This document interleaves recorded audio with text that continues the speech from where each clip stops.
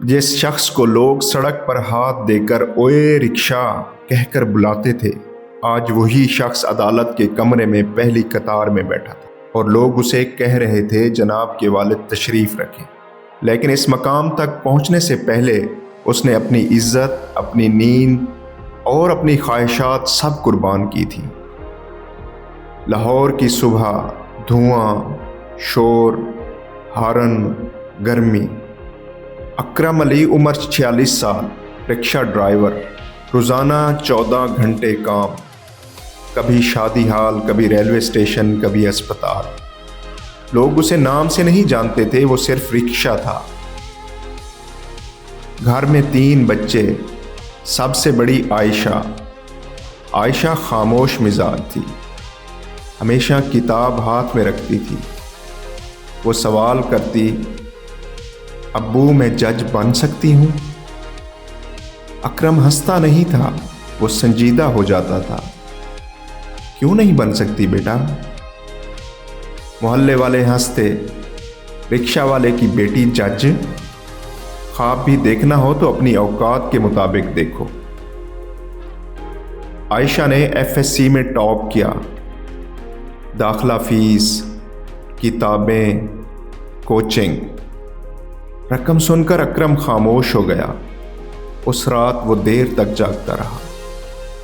अलमारी खोली, बीवी की शादी के कंगन निकाले। बीवी ने चुपचाप देखा, कहा कुछ नहीं। सिर्फ इतना पूछा, यकीन है ना तुम्हें? अकरम ने आहिस्ता से कहा, मुझे अपनी बेटी पर यकीन है। कंगन बिक गए। आयशा को कोचिंग मिल गई। गली में बातें शुरू हो गईं। इतना खर्च लड़की पर? कल को शादी करके चली जाएगी। बेटा होता तो समझ आती। आयशा सुनती रही। एक दिन वो टूट गई। अब्बू छोड़ दे, मैं टीचर बन जाऊंगी। अकरम ने पहली बार आवाज बुलंद की, तुम रिक्शा वाले की बेटी नहीं, तुम मेरी बेटी हो और तुम वो बनोगी जो तुम चाहती हो।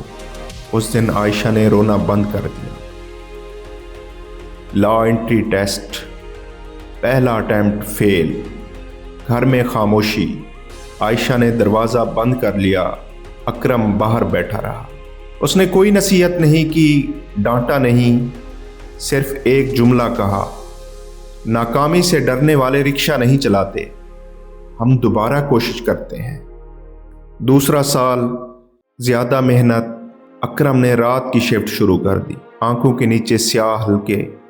मगर इस बार आयशा पास हो गई। यूनिवर्सिटी, क्लास में अमीर घरानों के बच्चे, अंग्रेज़ी लहजा, गाड़ियाँ, ब्रांडेड बैग्स। आयशा सादा दुपट्टा और पुराना बैग। एक दिन किसी ने पूछा, आपके वालिद क्या करते हैं? वो रिक्शा चलाते हैं। कमरे में खामोशी, मगर आयशा के लहजे में शर्मिंदगी नहीं, फ़ख्र था। जुडिशल इम्तिहान, हज़ारों उम्मीदवार, नतीजा आने का दिन। अकरम ने उस दिन रिक्शा नहीं चलाया, वो मोबाइल पकड़े बैठा था। नतीजा आया, नाम लिस्ट में था। आयशा पास हो गई थी। अकरम ने कुछ नहीं कहा, वो सिर्फ सजदे में गिर गया। अदालत का कमरा। आयशा काला कोट पहने हुए हलफ ले रही है, मैं आईने पाकिस्तान की पासदारी करूंगी। सामने पहली कतार में अकरम, सादा शलवार कमीज, खुरदरे हाथ। तकरीब के बाद एक वकील ने पूछा, जनाब आप क्या करते हैं?